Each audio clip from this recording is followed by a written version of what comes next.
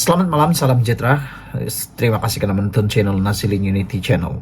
Saudara-saudara sekalian, ada orang menuduh Anwar Ibrahim sebagai kerajaan yang bersikap pilih bulu dan tidak bersikap sama rata atau adil. Namun demikian, pendedahan pada malam ini akhirnya mendedahkan siapa sebenarnya yang boleh dikatakan sebagai orang yang tidak bercakap benar. Hari ini disahkan bahwa siasatan polis terhadap Lim Guan Eng membuktikan kerajaan tidak bersikap pilih bulu. Jadi kalau selepas ini Anda mendengar bahwa kerajaan dipimpin oleh Anwar Ibrahim ada kerajaan yang bersikap ataupun mempunyai sifat pilih bulu, itu adalah tomahan yang tidak benar sama sekali. Berikutan adanya beberapa laporan polis terhadap pengurusi DAP Lim Guan Eng atas kenyataannya yang mengaitkan gelombang hijau dengan perobohan tokong, pihak polis telah memulakan siasatan terhadap beliau. Kenyataan Guan Eng itu dianggap menyentuh isu 3R, raja, agama serta kaum, yang mana kerajaan dan polis telah berkali-kali mengingatkan pemimpin-pemimpin politik agar tidak bercakap mengenai ia, khusus menjelang PRN pada 12 Ogos depan. Timbalan Pengarah Jabatan Siasatan Jenayah Bukit Aman, G. Suresh Kumar berkata, ahli Parlimen Bagan itu disiasat mengikut Seksyen 4 dalam kurungan 1 Akta Hasutan 1948 dan Seksyen 505 dalam kurungan B Kanun Keseksaan. Seksyen 4 dalam kurungan 1 Akta Hasutan merupakan hukuman denda, memperuntukkan hukuman denda sebanyak RM5.000 atau penjara selama 3 tahun atau kedua-duanya jika sabit kesalahan. Selain itu, tambah beliau, Guan Eng juga disiasat di bawah Seksyen 233 Akta Komunikasi dan Multimedia 1998, yaitu penggunaan tidak wajar kemudahan rangkaian atau perkhidmatan rangkaian. Ketua Polis Negara Razarudin Hussein berkata, polis akan memanggil Guan Eng dalam masa dekat ini berhubung ucapannya yang menyentuh 3R itu. Selepas ucapan itu menjadi kontroversi, Guan Eng kemudian tampil menafikan pernah menuduh PN dan gelombang hijau bakal merobohkan tokong di Pulau Pinang jika gabungan itu memenangi pilihan raya negeri akan datang. Sebaliknya, beliau berkata ucapannya dalam bahasa Mandarin telah diputarbelitkan secara tidak bertanggung jawab yang menggambarkan seolah-olah beliau membakar sentimen perkauman agama dan kaum di negara ini. Apapun, dengan tindakan pantas pihak polis mengumumkan kesiasatan telah dibuka terhadap Guan Eng, ini adalah petunjuk bahawa kerajaan perpaduan bersikap adil dan tidak memilih bulu dalam tindakannya. Kini terserah pada pihak polis menjalankan siasatan dan jika ada kes, ia pasti akan disusuli dengan pendakwaan di mahkamah. Pihak-pihak lain, baik dan dalam kerajaan atau blok pembangkang, mulai saat ini hendaklah sentiasa berwaspada berkenaan ucapan atau kenyataan yang mereka keluarkan sepanjang kempen PRN ini agar tidak terbabas menyentuh isu 3R secara tidak bertanggung jawab. Dengan apa yang diperlihatkan kepada Guan Eng, sesiapa juga tidak akan terlepas daripada tindakan kerajaan. Jika kita teliti sejak awal, menyentuh isu 3R juga pernah diberi amaran oleh Perdana Menteri Anwar Ibrahim agar tiada sesiapa menyentuhnya sehingga boleh mencetuskan huru-hara atau berdepan tindakan tegas atau penangkapan daripada kerajaan. Kini kerajaan telah mula membuktikan apa kata-kata tersebut. Terbuktilah bahawa kerajaan yang ada sekarang ini bukanlah kerajaan yang bersikap pilih bulu, pilih kasih. Tetapi kerajaan yang ada sekarang ini ada mempunyai bukti bahawa kerajaan yang stabil. Adanya beberapa laporan polis menyebabkan Lim Guan Eng akhirnya disiasat oleh polis berkaitan dengan jenayah yang beliau lakukan ini. Saudara-saudara sekalian, saya menyeru kepada semua rakyat Malaysia, sama-samalah kita menghargai isu 3R ini, yaitu raja, agama dan kaum. siapapun unutan politik Anda, siapapun pengikut Anda politiknya, jangan lupa kita adalah rakyat Malaysia. Sekian dulu, ikuti terus ulasan selepas ini. Dengan itu, di mana asasnya ada kenaikan harga barang-barang dijangka akan berlaku? Saudara-saudara sekalian, ini satu pendedahan yang mengejutkan kita semua apabila tular dalam media sosial kononnya pada bulan Ogos akan berlaku kenaikan harga. Namun demikian, itu sebenarnya hanya satu pancingan undi dalam PRN akan datang ini. Ianya satu sentimen yang dipermainkan, yang cuba ditimbulkan oleh pihak-pihak tertentu yang berkepentingan. Namun demikian, menteri yang bertanggungjawab telah memberikan jaminan bahawa tidak akan ada kenaikan harga barang. Namun demikian, ada juga orang yang cuba-cuba mengaitkan kononnya berlaku kenaikan harga pada bulan Ogos ini. Tidak lain sebenarnya dengan menyebut kenaikan itu dijangka bermula pada Ogos, ia adalah jarum halus yang bertujuan mencucuk virus kemarahan ke dalam jiwa rakyat menjelang pengundian PRN 6 negeri pada 12 Ogos. Berdasarkan fakta, Blok Pembangkang hampir tiada asas untuk merobek kepercayaan rakyat kepada kerajaan semasa ini. Jika mahu dikira dan dengan apa yang telah dibuktikan, sudah banyak yang dilakukan kerajaan sejak 7 bulan lalu untuk memberi lebih kesan kepada rakyat. Tambahan lagi, sementara apa jua keputusan PRN nanti tidak menjejaskan sama ada kedudukan sedia ada kerajaan perpaduan. Sebaliknya, ia amat penting untuk Blok Pembangkang atau PN menghadapi PRU 15 akan datang. Bayangkan apa jadi kepada PN Muhyiddin Yassin dan Hamzah Zainuddin, Hadi Awang dan lain-lainnya jika PRN ini memberi keputusan yang tidak memihak kepada mereka. Dengan menjadikan isu kenaikan harga barang yang dijangka bermula pada Ogos depan hari ini mengundi 12 Ogos adalah sebagian propaganda untuk meracuni dan membangkitkan kemarahan rakyat semata-mata. Bertenang, semak fakta dan jangan sesekali terpedaya menurut tulisan ini ditulis oleh sabudinhusin.com. Sekian dulu untuk kali ini. Jangan lupa tinggalkan komen Anda, tekan butang subscribe. Ikuti terus ulasan selepas ini. Terima kasih karena bersama dengan saya di Nazilin Unity Channel. Saya nak kongsikan dengan Anda sekalian satu tohmahan daripada Parti Pembangkang berkaitan dengan PRN yang akan berlangsung tidak lama lagi, dan tohmahan itu mengatakan bahawa kenaikan harga barang pada bulan Ogos akan berlaku. Jangkaan kenaikan harga barang Ogos depan. Ini satu tohmahan yang jahat, yang mengatakan bahawa harga barang akan meningkat. Namun demikian, menurut sahbudin.com, dipetik daripada sahbudin.com ini, dia kata jangkaan kenaikan harga barang Ogos depan hanya sekadar propaganda PRN. Saya rasa memang seperti itu. Naik saja atau mula saja pilihan raya, pasti ada banyak pelbagai isu yang tidak semestinya betul 100% akan menular di sana-sini. Terutamanya kempen daripada Cyber Trooper yang menjadi musuh, terutamanya Perikatan Nasional dan juga Pakatan Harapan yang bermusuh, yang mana saling membalas propaganda. Hari ini, menurut laporan ini, kenaikan harga barang pada bulan Ogos depan hanya sekadar propaganda. Isu kenaikan harga barang pengguna yang didakwakan bermula pada Ogos depan begitu menjadi bualan ketika ini. Malah menjadi ketakutan bagi sesetengah orang. Walhal ia hanyalah sekadar jangkaan sebuah persatuan berkaitan pengguna semata-mata. Hakikatnya, jangkaan persatuan berkenaan bahawa barang-barang pengguna akan mengalami kenaikan sebanyak 20% bermula Ogos ini hampir tiada asas sama sekali. Ini kerana Menteri Perdagangan Dalam Negeri dan Kos Sara Hidup Salahuddin Ayub serta sendiri telah memberi jaminan tiada kenaikan terkini dalam harga barangan pengguna dalam negara. Pihaknya, kata beliau,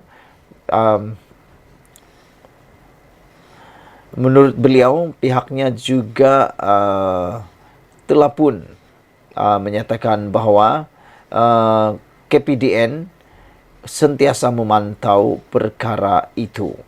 Salahuddin sendiri memberikan jaminan tiada kenaikan terkini dalam harga barangan pengguna dalam negara.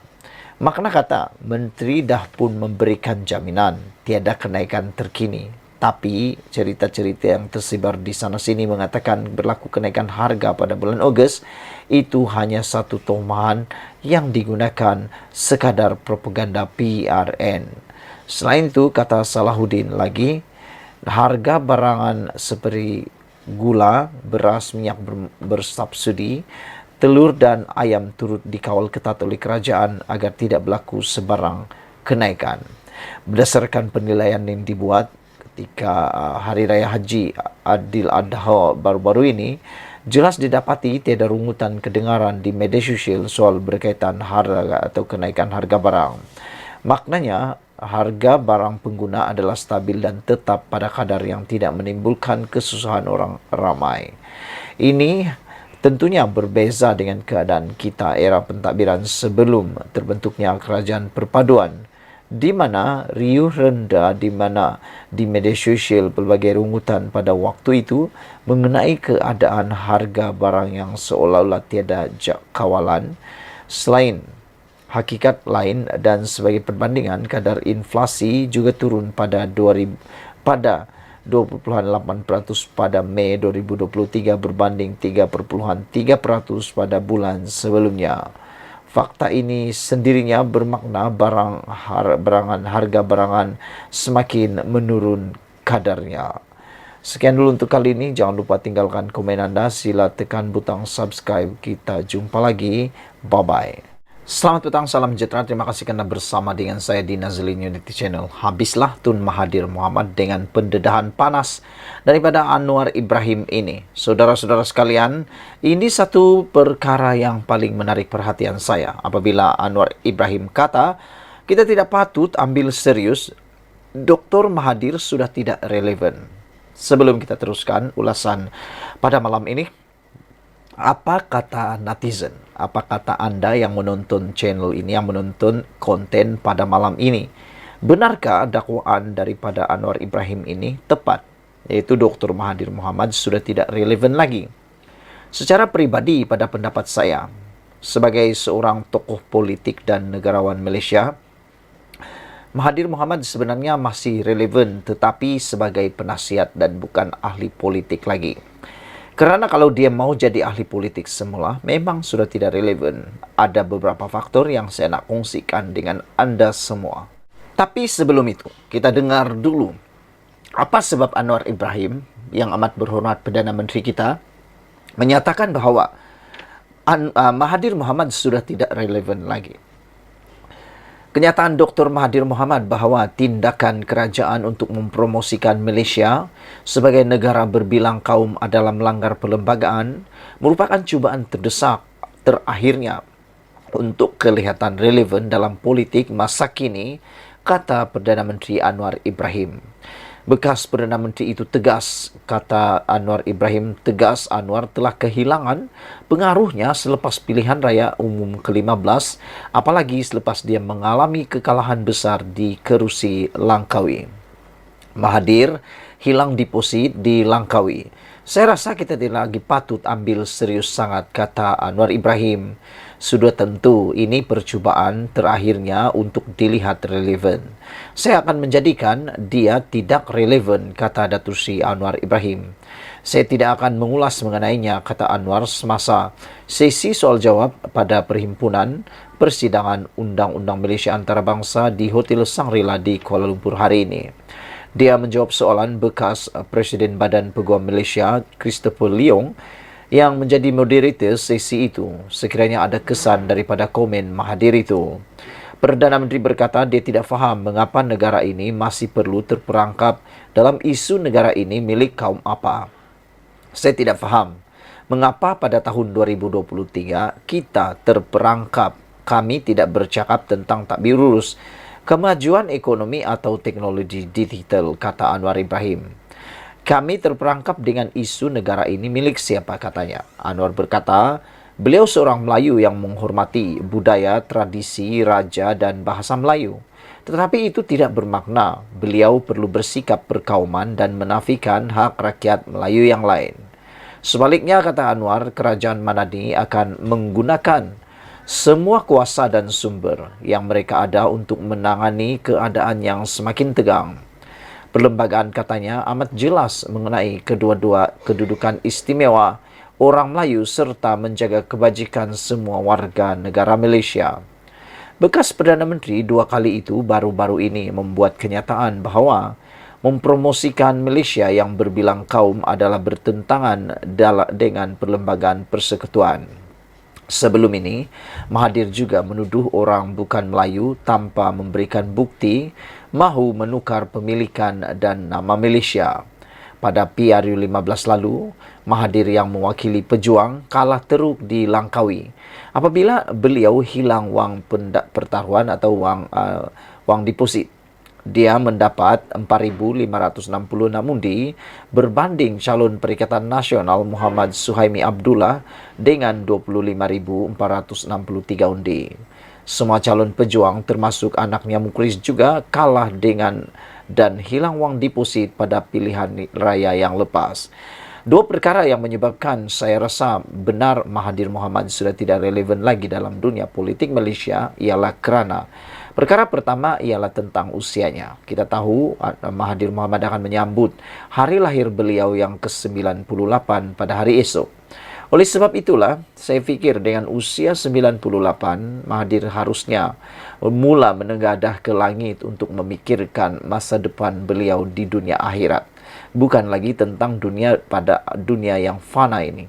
Beliau sudah cukup membangun Malaysia, beliau sudah cukup membantu Malaysia, beliau sudah cukup menyumbang kepada Malaysia. Jadi apalagi yang dia nak? Biarkanlah negara ini ditakbir oleh orang baru. Biarkanlah negara ini ditakbir oleh Malaysia yang baru. Tidak perlulah Mahathir Mohamad mahu lagi berpengaruh, mahu lagi merangkap negara ini dengan pertanyaan, negara ini milik siapa? Kerana negara ini adalah milik semua orang. Negara ini adalah milik semua penduduk Malaysia. Perkara yang kedua yang saya fikir kenapa Mahathir sudah tidak relevan lagi selain daripada usia beliau dan juga tubuh beliau yang sudah tidak larat lagi kerana dah tua, dah terlalu tua. Perkara yang kedua ialah Mahathir Mohamad sebenarnya tidak ada lagi tempat perjuangan beliau. Di parti pejuang, di parti GTA, di parti mana-mana pun yang disertai Mahathir, sebenarnya sudah tidak lagi mempunyai makna. Dia menubuhkan ataupun mencipta proklamasi Melayu, sebenarnya selain daripada ingin memperjuangkan yang dikatakan oleh Mahathir, selain itu beliau juga sebenarnya mencari tapak untuk mahu kekal kelihatan relevan dalam dunia politik Malaysia. Apa pendapat anda? Sila tinggalkan komen anda. Sebelum kita teruskan ulasan kali ini, adakah anda bersetuju dengan Anwar Ibrahim bahawa Dr. Mahathir memang sudah tidak relevan dan tidak patut diambil serius lagi dengan apa-apa yang dia katakan sejak akhir-akhir ini? Ikuti terus ulasan selepas ini. Selamat pagi, salam sejahtera. Terima kasih kerana bersama dengan saya di Nazilin Unity Channel. Ini pengakuan daripada Mahathir sendiri yang menggemparkan seluruh rakyat Malaysia, terutamanya Muhyiddin Yassin, Anwar Ibrahim dan lebih penting lagi Syed Saddiq Syed Abdul Rahman sebagai Presiden Parti Muda.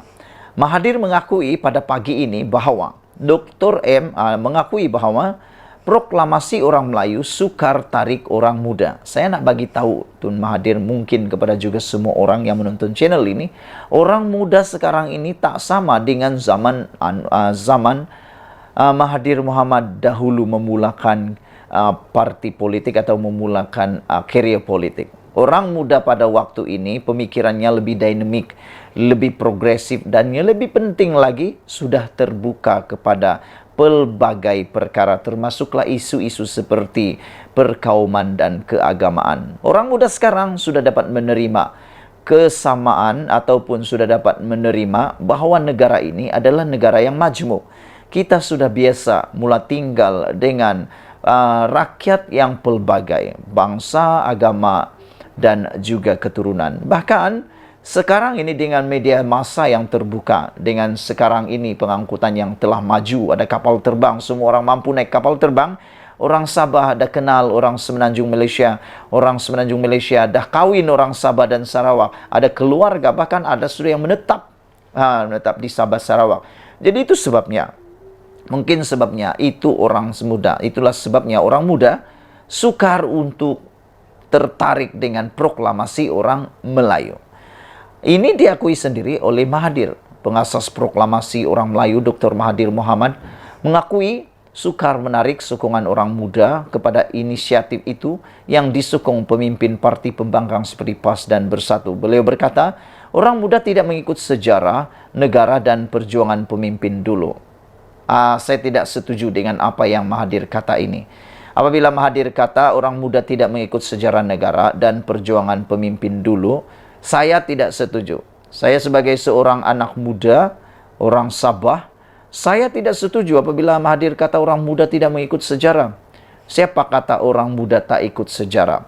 Orang muda ikut sejarah. Kita lah yang paling suka sejarah sekarang. Tanya saja orang muda-muda sekarang ni lebih berminat. Sebenarnya berminat ikut sejarah yang tepat, bukan ikut sejarah ahli politik. Saya nak kata ada dua beza sejarah yang betul dengan sejarah ahli politik punya. Versi sejarah ahli politik. Saya kalau nak tahu, saya ini bukanlah pakar sejarah sangatlah, tapi membesar dengan ilmu sejarah. Di universiti dulu belajar sejarah. Saya memang belajar sejarah. Itu sebab saya tidak setuju dengan Tun Mahathir kata bahwa orang muda tidak mengikut sejarah. Saya ikut sejarah, saya orang muda. Dan bagaimana Anda? Kita orang muda ikut sejarah. Kita ikut sejarah. Cuma sejarah ini ada dua versinya yang harus kita hati-hati. Yang satu tuh sejarah ilmunya, yang ada ilmu. Yang satu lagi sejarah versi politik. Yang tak elok itu ialah, bukan tak elok sangatlah, tapi yang sukar untuk kita mengerti dan kadang-kadang berubah mengikut dinamik politik ialah sejarah versi politik. Ini kayak yang dimaksudkan oleh Tun Mahathir bahwa orang muda tidak mengikut sejarah. Orang muda ikut ilmu sejarah. Ilmu sejarah yang kita belajar di universiti, di sekolah maupun di mana-mana sejarah yang secara tidak formal. Itu kita ikut. Tapi kalau versi politik, ini mungkin yang dimaksudkan oleh Tun Mahathir. Saya pikir sejarah versi politik itu harus dimengertikan dengan berhati-hati. Karena sejarah dalam versi politik itu adalah mengikut acuan politik semata-mata untuk kepentingan pribadi atau parti politik tertentu. Selepas itu, kalau Tun Mahathir kata orang muda tidak mengikut sejarah dan perjuangan pemimpin dulu, ini pun saya tak setuju. Kerana orang muda sekarang sangat menghormati pemimpin-pemimpin terdahulu, termasuklah Tun Mahathir Mohamad sendiri. Siapakah orang muda di Malaysia ini yang tak kenal sejarah negarawan ini? Kita kenal Tun Mahathir, kita hargai Tun Mahathir, kita tahu sumbangan Tun Mahathir kepada Malaysia. Banyak, kita tak nafikan. Dia adalah bapa kemajuan Malaysia. Boleh kata juga bapa kepada perindustrian Malaysia. Dialah yang memperkenalkan Proton. Dialah juga yang memajukan Malaysia. Tetapi kita tahu dia juga yang memperkenalkan wawasan 2020. Kata Tun Mahathir Mohamad, kita hadapi masalah dengan orang muda kerana mereka tidak mengikuti sejarah negara, perjuangan negara kita, kata Mahathir. Banyak daripada orang muda tak faham, kata Mahathir. Dia cakap mereka sekarang okey, tapi dia berada dalam keadaan okey sekarang sebab kita, kata Mahathir. Ya, betul lah tu. Kita okey sekarang sebab Mahathir. Tapi untuk mengikut Mahathir punya kehendak dan telunjuk yang seterusnya, kita tak okey. Kita ikut kepimpinan yang terbaru terkini. Takkanlah sampai bila-bila nak ikut telunjuk Mahathir baru kita okey. Kita hormati Tun Mahathir sebagai negarawan kita yang ulung, negarawan kita yang terbaik. Tapi untuk terus ikut telunjuk beliau, itu tak okey. Kita nak mempunyai negara yang benar-benar mengikut acuan pemimpin semasa. Sebelum ini, proklamasi itu dilaporkan bertujuan untuk menyatukan orang Melayu melangkaui garis politik. Malaysia kini melaporkan semua pihak yang menandatangani proklamasi itu sepakat untuk bekerjasama pada PRN akan datang. Saudara-saudara sekalian, itu pendapat saya tentang apa yang dikatakan oleh Dr. Mahathir tentang proklamasi orang Melayu, sukar tarik orang muda. Itu pada pendapat saya mengapa anak-anak muda kurang tertarik, kerana apabila orang-orang muda sekarang sudah mula berfikiran terbuka, mula berfikiran lebih kritikal dan kritis untuk menilai keadaan yang tertentu. Dan saya juga tidak setuju apabila Mahathir kata banyak daripada orang muda tak faham. Dia cakap mereka sekarang okey, tapi dia berada dalam keadaan okey sekarang sebab kita, kata Mahathir. Apabila Mahathir juga kata orang muda tidak mengikut sejarah negara dan perjuangan pemimpin dulu, ini pun saya tidak setuju sebab orang muda sekarang mengikuti sejarah dan juga menghormati perjuangan pemimpin dulu. Dengan kata lain, kalau dimengertikan secara sejarahnya, boleh kata mungkin dalam pengertian saya, mungkin Mahathir cuba mengaitkan dengan nilai patriotisme dan nasionalisme dalam kalangan orang-orang muda. Orang-orang muda sekarang adalah orang muda yang ada nilai patriotisme, nilai nasionalisme sebenarnya. Kalau dikata mereka tidak mempunyai nilai nasionalisme dan nilai patriotisme, saya tidak setuju. Harap-harap Tun Mahathir terus kekal kuat, sehat, melihat negara Malaysia ini mencapai negara maju seperti yang beliau impi-impikan. Sekian dulu untuk kali ini. Ikuti terus ulasan selepas ini.